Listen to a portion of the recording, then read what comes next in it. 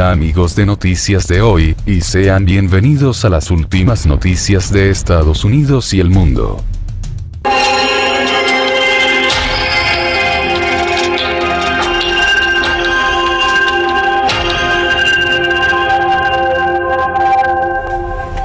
Le pido que a partir de este momento me acompañe utilizando la etiqueta Conclu VZLA de Venezuela, Marrero.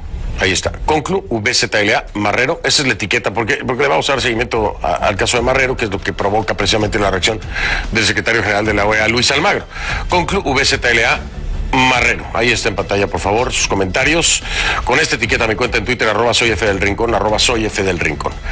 La Asamblea Nacional Constituyente de Venezuela, que es un órgano oficialista, la constituyente, creado por decreto, con poderes auto-otorgados y supranacionales, desconocida por decenas de países, exhortó este martes al fiscal general de Venezuela, nombrado precisamente por esa misma asamblea desconocida por decenas de países, Tarek William Saab, para que aplique la llamada ley contra el odio. ¿Se acuerda usted de esta ley, la ley contra el odio? Fue aprobada en 2017. Contiene 25 artículos que establecen medidas en contra de personas que sean señaladas de promover el odio a través de mensajes que inciten a la violencia o que estimulen la confrontación. Esto sería, para muchos, en la reflexión y en los hechos, en las declaraciones oficialistas, incluyendo a Nicolás Maduro, sería como darse un tiro en el pie, ¿no? Imagínense si se aplicara, ¿no? Realmente, ¿cuántos no les tocaría el tiro en el pie? Pero bueno, la aplicación de esta ley dependerá de cómo la quieran aplicar, al parecer, ¿no? Esta ley ha sido rechazada por la oposición venezolana, por supuesto, también por decenas de organismos internacionales que consideran que se trata de otra herramienta del gobierno venezolano para perseguir a los sectores opositores. Por eso les decía yo, si se aplicara realmente como debe aplicarse, sería un tiro en el pie, casi que seguro. Por meses no se había escuchado nada sobre esta ley, pero este viernes, de una manera casi express, Saab anunció que su despacho ya había girado órdenes para castigar a supuestos criminales por violar la medida. Vamos con nuestra Kay Guerrero al Centro Mundial de Noticias allá en Atlanta, que nos tiene más información. Yo sí me acordaba de esta ley, pero para serte honesto, yo pensaba que esta ley pues no se estaba ni mencionando ni aplicando, porque hay claros mensajes de confrontación y de violencia que vienen directamente desde el oficialismo. Entonces pareciera ilógico traerla a la mesa cuando, si bien pudieran aplicarla en contra de opositores, tal vez en algunos casos habría mucho donde aplicarla el lado oficialista, digo yo, ¿no? Estrictamente, si de eso se trata, pero bueno. A ver, cuéntanos, a ver si es que estoy yo equivocado en mi reflexión. No, Fernando, esta ley revivió, pero mira, hay algo muy interesante en todo esto, y es que este miércoles el fiscal general de Venezuela, Tarek William Saab, publicó esta fotografía que vamos a ver en pantalla en redes sociales junto al número 2 del chavismo, Diosdado Cabello, y anunciaba que ambos habían discutido lo que consideran una grave escalada de crímenes de odio en Venezuela y que tras recabar varias pruebas iban a aplicar todo el peso de la ley a presuntos culpables. Pero 48 horas más tarde, Saab, quien estaba acompañado por integrantes de esta polémica Asamblea Nacional Constituyente, dijo que ya se habían levantado órdenes de aprehensión en contra de varias personas por haber violado esta ley de odio, y sin mencionar a nadie, dijo que este tipo de violencia escaló desde el pasado mes de enero, cuando pretendieron, dijo, usurpar el poder ejecutivo. Escuchemos.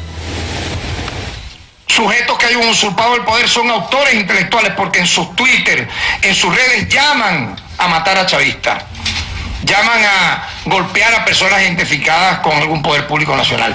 Eso no puede ser aceptado, ni de ninguno ni de ningún otro lado. Es decir, aquí estamos hablando en línea general, obviamente, pero la escalada que estamos viendo, ustedes pueden observar como lo he narrado, son producidas por personas que puede respetársele, que sean opuestas al Estado venezolano, pero que lo hagan con el debate público y oral o escrito, no por esta vía criminal, delictiva, que no vamos a aceptar. Saab, como pueden ver, no mencionó ningún nombre, pero tampoco presentó ningún tipo de pruebas sobre lo dicho. Y la mayoría de los casos que citó como ejemplo en esa conferencia son casos del año 2017 durante las protestas antigubernamentales contra Nicolás Maduro. Pero hay que mencionar que el fiscal omitió cosas que son bastante importantes en esta conferencia de prensa. Y es que el miércoles la alta comisionada de Derechos Humanos para las Naciones Unidas, Michelle Bachelet, denunció la criminalización de las protestas opositoras por parte del régimen de Nicolás Maduro, señalando directamente a las bandas armadas pro gobierno conocidas como colectivos de llevar a cabo violaciones y abusos de los derechos humanos. El fiscal no hizo ninguna referencia a esta denuncia, ni tampoco se pronunció sobre la denuncia hecha este jueves en la Organización de Estados Americanos por el secretario general Luis Almagro y Tamara Sujú, que es la directora del Instituto Casla, donde presentan el testimonio de un teniente de la Dirección General de Contrainteligencia Militar de Venezuela, que se conoce como la DIGESIN, y este asegura que se están torturando militares y presos políticos en Venezuela. CNN intentó comunicarse con los organismos involucrados, pero por el momento no hemos recibido ningún tipo de respuesta.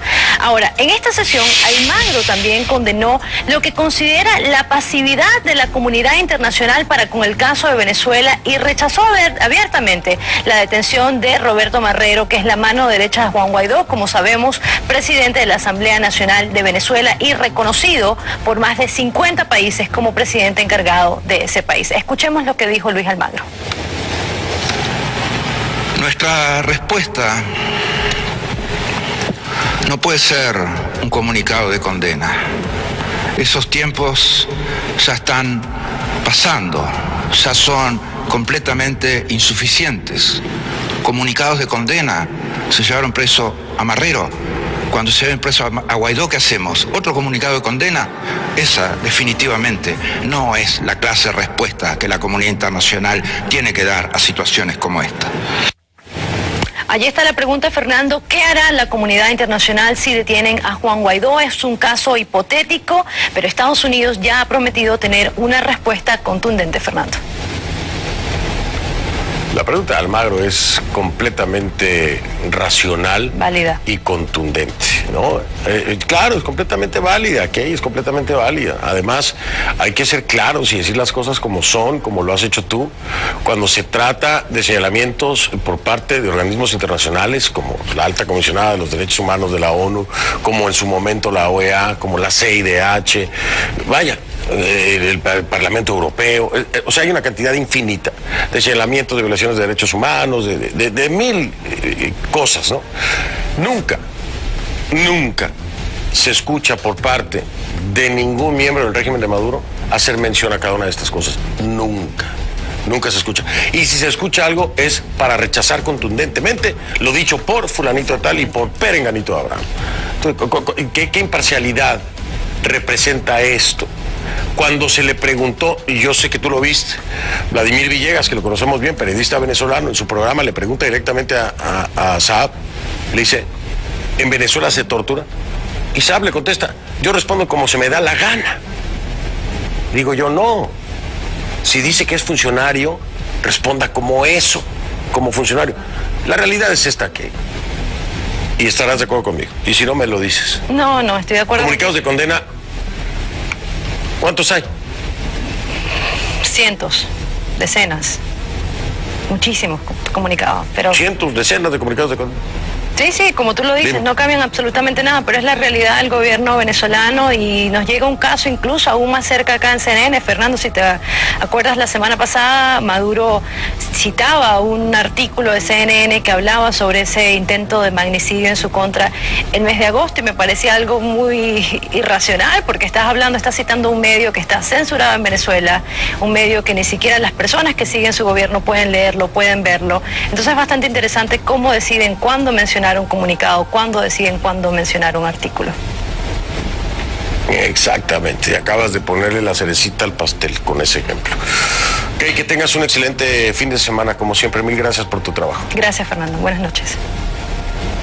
Buenas noches, Kay Guerrero desde Atlanta. En Twitter le encuentra como @KGuerreroCNN, @KGuerreroCNN.